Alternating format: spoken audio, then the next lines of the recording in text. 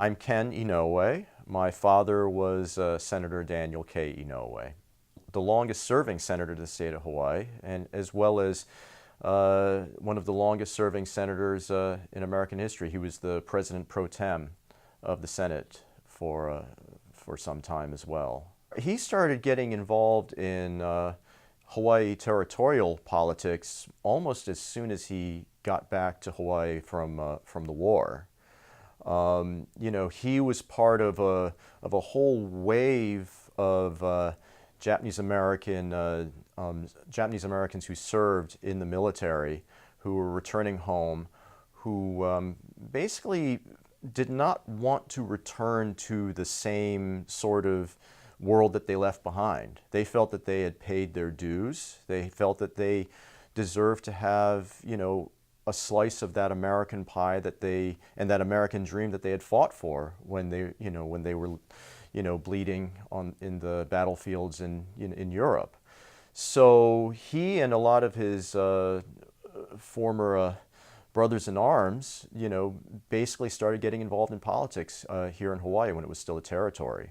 To me, the most obvious, landmark,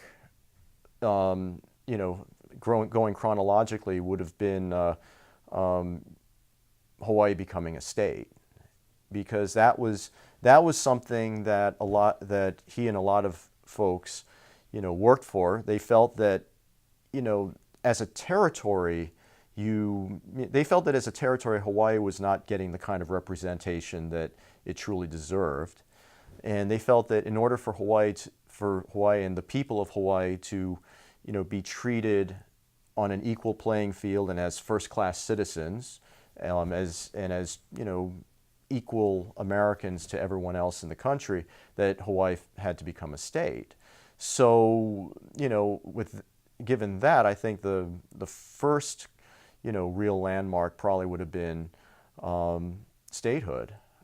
Another landmark for him personally would have been when he received the Medal of Honor. That anytime someone says something that, asks me about an event that was significant to him, that is something I think of, because that really moved him. That was something that he did not expect to happen. And I only saw him cry twice in my life. One was by my mother's bedside when she died, and the other was when he received the Medal of Honor. It reaffirmed a belief in him that this country, he always had a deep abiding belief that while America is a country that has had, shall we say, a checkered past in certain regards, it is also a country that is willing to, recognize that and willing to try to work to make things right. A good example of that was during the Reagan administration, when Ronald Reagan did the reparations for Japanese American internment and formally apologized for that act.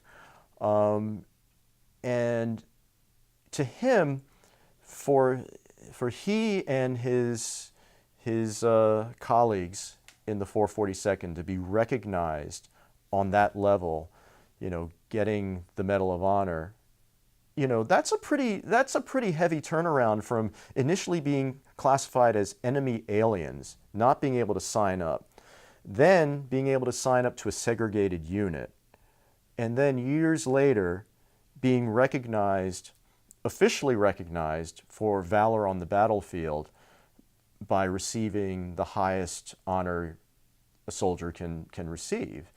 I mean, that's a pretty heavy turn of events when you think about it, and that was not lost on him. He was extraordinarily moved when that happened. Well, this is just some of the collection of my father's books that were that are here at West Oahu. The interesting thing about this collection is, there's a saying that you find some books, and then there are some books that find you. In this case, I think that it's safe to say that the majority of these books found him, because in his office collection, they were primarily books that were sent to him.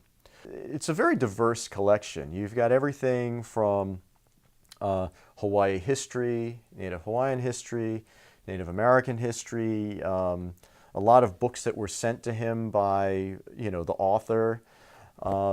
So it's an interesting collection and pretty diverse. The thing that I found interesting is, and I've pulled a few examples here, is there's this book here, which is an example of Hawaii history. It's a part of Hawaii history that's not discussed a lot, but it was no surprise to me to find this in his collection, because it's also in my collection, and it's about the Japanese American community in Hawaii, specifically in the Ala Park area.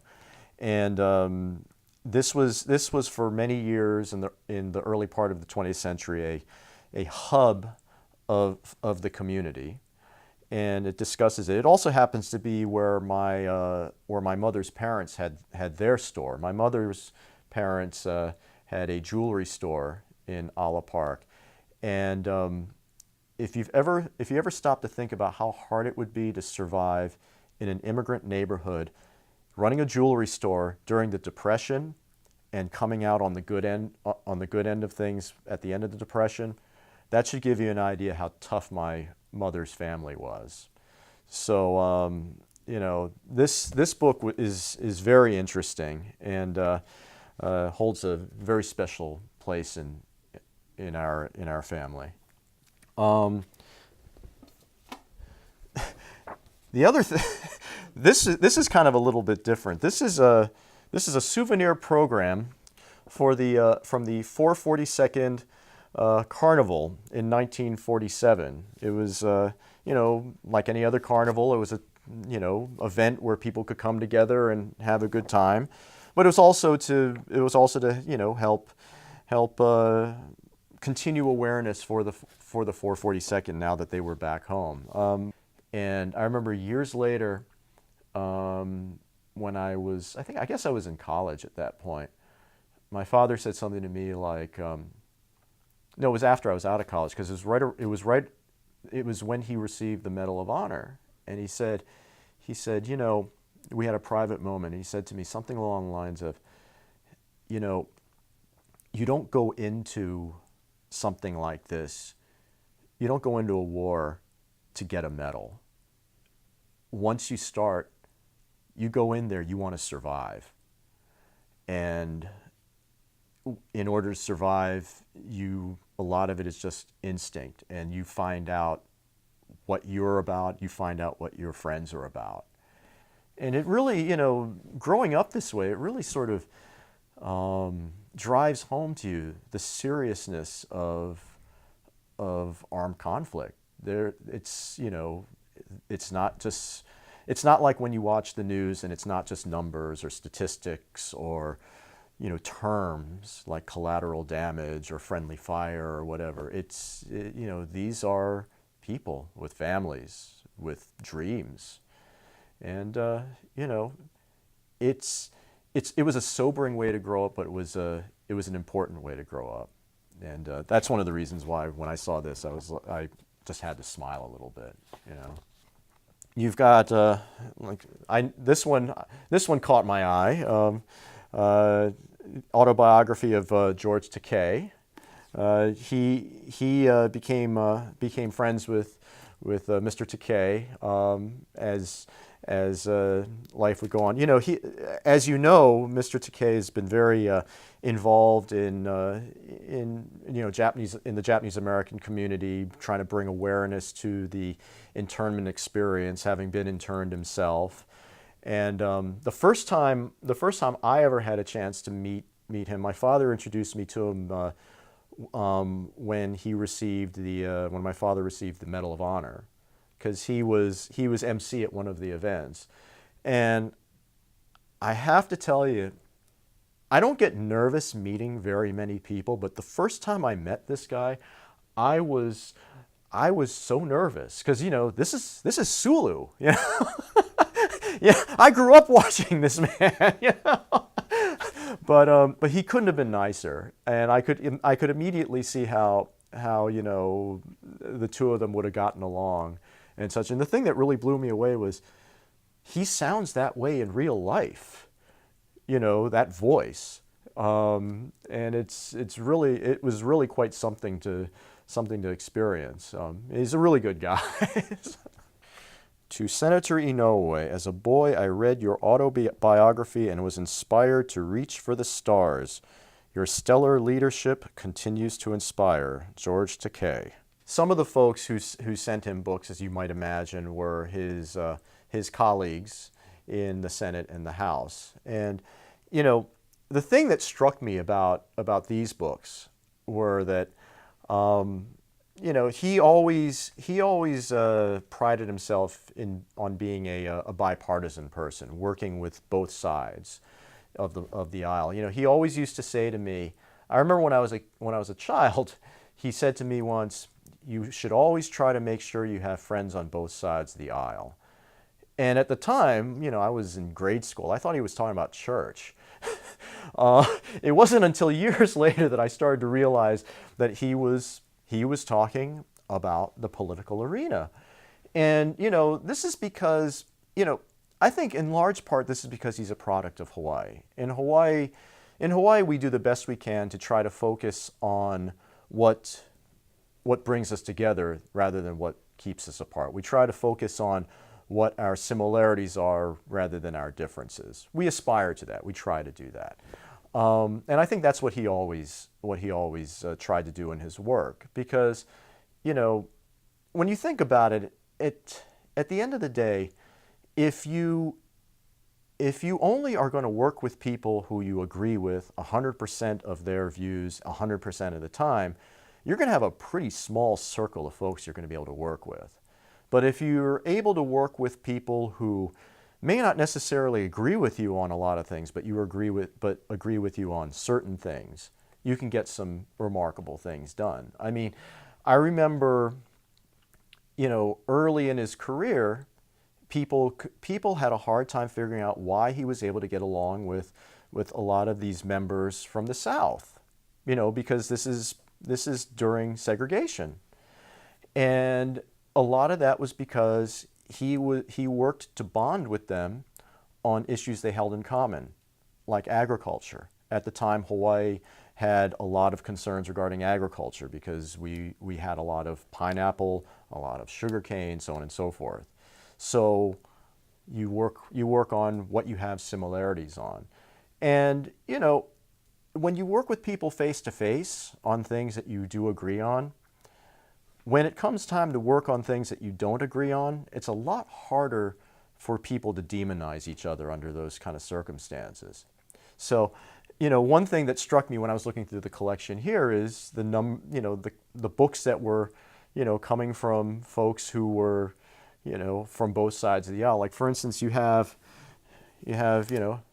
Harry Reid, who you expect, because I remember when my mother was in the hospital and she had just passed, one of the first people to stop by to offer condolences was Leader Reid.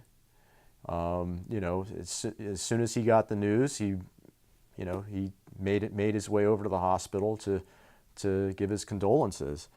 To Dan, my great friend Harry Reid, Majority Leader. I could tell that they were friends. I mean, it's the Senate is an interesting place in the sense that it is, as legislative bodies go, it's quite collegial as a general matter. But then again, it is a legislative body, and you are going to have conflicts every now and then. But the trick is to, as the saying goes, disagree without being disagreeable, and to do your best to aspire to that. And I'm sure that there were times that the two of them didn't see eye to eye on certain things. You can't help that. But I did definitely get the sense that there was a great deal of respect and affection there. Another book we have here is John Carey's book that he wrote with Teresa Heinz Carey on the environment and such. You know, John Carey had, he and my father were quite good friends. They just got along. Mr. Carey's a good guy. To Chairman Dan, thank you for your many courtesies through the years for me personally. Thank you for your friendship and your leadership on so many issues. It is a privilege to serve with you. All the best, John. To show how he was able to work, with some level of collegiality on both sides of the aisle as well as in both chambers, we have a book from Newt Gingrich, which is also signed. As you can imagine, there was no shortage of things that the two of them did not see eye to eye on. But having said that, I did get a sense that there was a level of mutual respect there. If there was anything that maybe bothered him, was Mr. Gingrich's tendency to, shall we say, demonize the other side, because that was something that was kind of anathema to my father. You don't demonize the other side, because it makes it a lot harder for that other side to be working with you when the time may present itself. There's a saying that there's a saying that you try not to have enemies, you try to only have adversaries, because an enemy is forever, an adversary is for this particular thing. So it's a lot easier to end up having enemies if you end up demonizing the other side. I think if there's anything that probably bothered him, it was that tendency that Mr. Gingrich had. To Senator Dan Inouye, your friend, Newt. What this collection shows is that he had a very curious mind. And he was also involved in a wide variety of issues. And I think it also says that he had rapport with people who were involved in a wide variety of issues as well. His stock answer to everything when it came to people taking note of him or something he has or something he did was to be, he would always say, "Why the big fuss?" But at the end of the day, he would later on turn to us and go, "That was pretty cool, huh?" So I think on one hand, if he could be here now, he'd probably say, "Why the big fuss?" But on the other hand, I think that he would feel pretty good about the thought that this is able to benefit others now.